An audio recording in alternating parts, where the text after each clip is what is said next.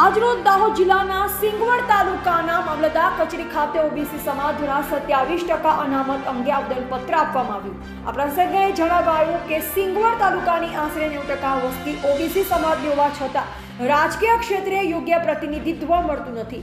ફાળવાયેલ સીટોની સંખ્યા અતિ ઓછી હોવાના કારણે સમાજમાં ભારે અસંતોષ વ્યાપ્યો છે। ખાસ કરી 27% અનામતનો લાભ ન મળતા અનેક વિદ્યાર્થીઓ શિક્ષણ અને નોકરીની તકોમાંથી વંચિત રહ્યા છે। આ અવસરે ઓબીસી તથા બક્ષી પંચ સમાજ સામે થતા અન્યાયને લઈ સંયુક્ત લડત આપવાની સંકલ્પના વ્યક્ત કરવામાં આવી।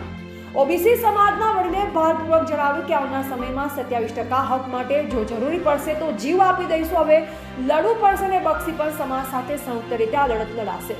આવેદનપત્ર આપતા સમયે સિંગવડના તમામ ગામોના ઓબીસી સમાજના આગેવાનો, વડીલો, રાજકીય પ્રતિનિધિઓ તેમજ મોટી સંખ્યામાં વિદ્યાર્થીઓ ઉપસ્થિત રહ્યા। સૌ એકમતથી 27% અનામતનો લાભ તરત અમલમાં લાવવા માટે સરકારને માંગણી કરી અંતે આગેવાનો દ્વારા જાહેરાત કરવામાં આવી કે આજે સાંજે જિલ્લા કલેક્ટરને સામૂહિક રીતે આવેદનપત્ર આપવામાં આવશે।